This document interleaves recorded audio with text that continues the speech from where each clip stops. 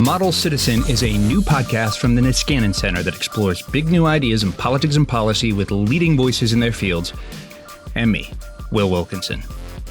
But this isn't just any old captivating interview podcast with fascinating original thinkers.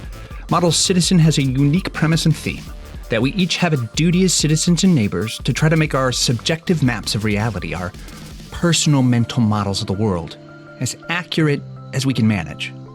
Which is just to say, it's a podcast based on the idea that it's bad to believe just any old thing. To let yourself get yanked around by cable news, YouTube algorithms, paranoid all caps posts in Facebook groups. The idea of Model Citizen, the touching idealistic idea, is that we actually owe it to one another to try our best to believe true things. And not just because it's nice to be right, but because we share the world. Our fates are tied together, and the politics and policy that shape our lives is bound to be a freaking disaster if nobody gives a damn about the truth or each other. If we want to be good citizens and maintain a democracy that, works, we need to be more responsible in the way we build and revise our personal mental models of our shared world. But what does that really mean? First of all, it means learning from people who know what they're talking about. We'll explore our theme by talking to scholars and writers whose ideas will challenge your assumptions and might lead you to update your picture of the world.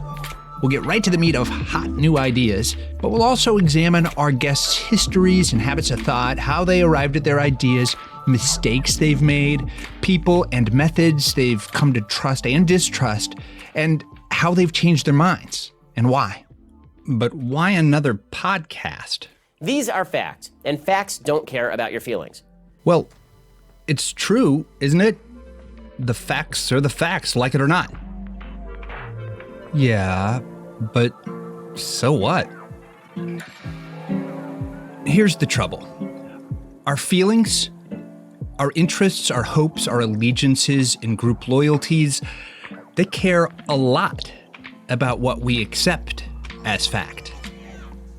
Each of us carry around in our head a simplified version of reality, a subjective map, a mental model, to help us navigate the objective territory of the external world. But we're not always better off when our map is strictly accurate. Some facts make us feel bad. If it's not all that important as a day-to-day practical matter to have this or that particular fact straight, you're probably going to find a way to get it crooked so that you don't have to feel bad. Some ideas which are not true, which do not reflect the facts, can also make you feel good.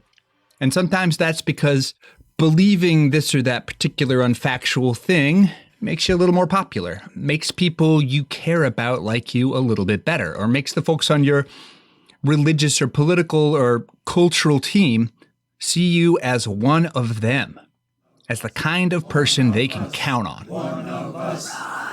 Humans love to be on teams. We lust after social acceptance and esteem, and we live in terror of loneliness and rejection.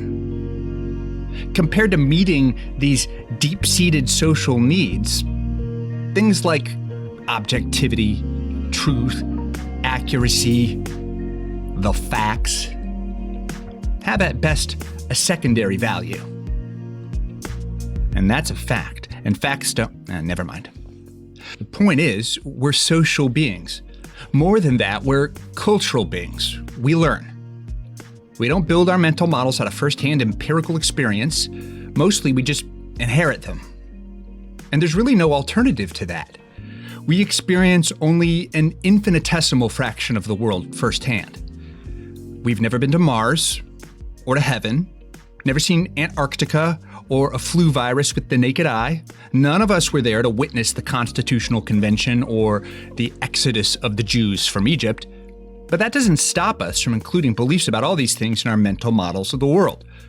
A lot of the building blocks of our personal pictures of reality come from our family, and a lot we just sort of absorb from our ambient culture.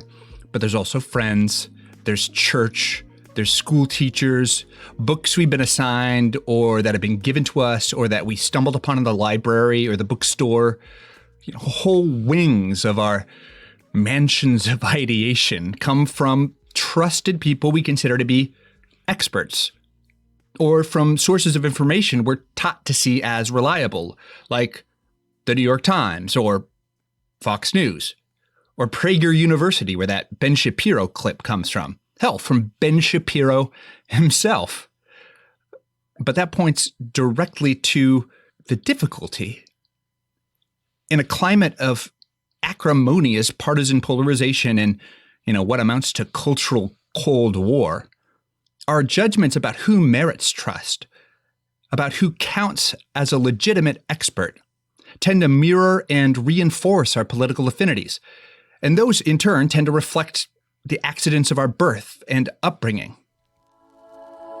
Of course, all sides claim the mantle of objectivity and impartial truth-seeking. But the world is what it is, and everybody can't be right. But because our very tender social feelings care so much about the facts, or what we accept as the facts are hotly and even viciously contested. So it's no small thing to learn how to responsibly build, tear down, and rebuild roughly accurate conceptions of the world. It's genuinely hard to know who to trust, who's biased and in what way, which methods of inquiry reliably get us closer to the truth and which reliably take us further away. It's so hard, in fact, that most of us never bother. But this can have very real and very worrying consequences. I think like a lot of people, I'm just really distressed, like seriously alarmed by how crazy people are getting out there.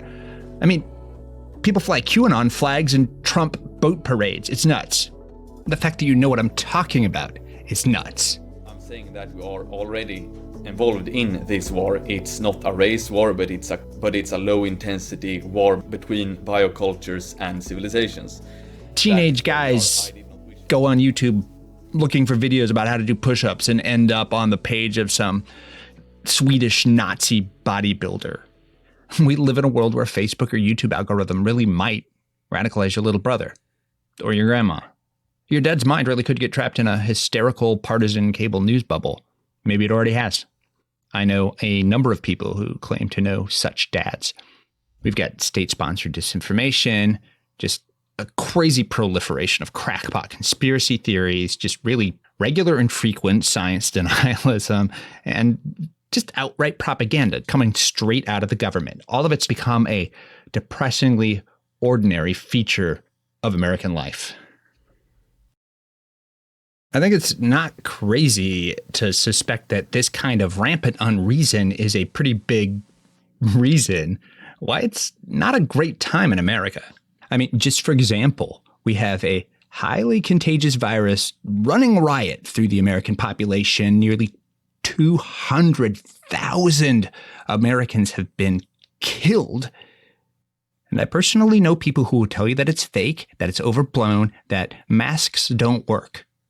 Because they're I can't help but think Republicans? That if I hadn't been wearing a mask so much in the last 10 days or so, I really wonder if I would have gotten it. But maybe you share my suspicion that epidemic levels of dogma, partisanship, nut job conspiracy theorizing, and even plain old-fashioned egocentric bias, they're combining to make Republican self-government nearly impossible. They're threatening to break our democracy. I don't think any of us really know what to do about this, other than start a podcast. It's a big problem. It's a collective problem. But still, people who become radicalized going down some YouTube rabbit hole get radicalized one by one. And it's never too late to ask people to take responsibility for what they believe, or to understand that what we believe doesn't just affect us. If our mental models don't overlap enough, we'll be doomed to persistent mutual misunderstanding, and the possibility of political compromise will vanish. Democracy just can't work if we can't agree about anything. But agreement for agreement's sake isn't worth that much. It needs to be based in a common sense of a common reality, and I feel like we've lost that. If Model Citizen can do even a little to bring that back, well, that's the idea. Model Citizen is a podcast about building and revising our mental models individually, one by one, and trying to get them right because we owe it to each other. It's more an attempt to model the kind of fun, intellectual, but also personal conversation I'd like to see more of, as well as to model the sort of curiosity and open sensibility you need to not consistently be wrong about things. We're going to have great guests and great conversations, so I hope you'll join us.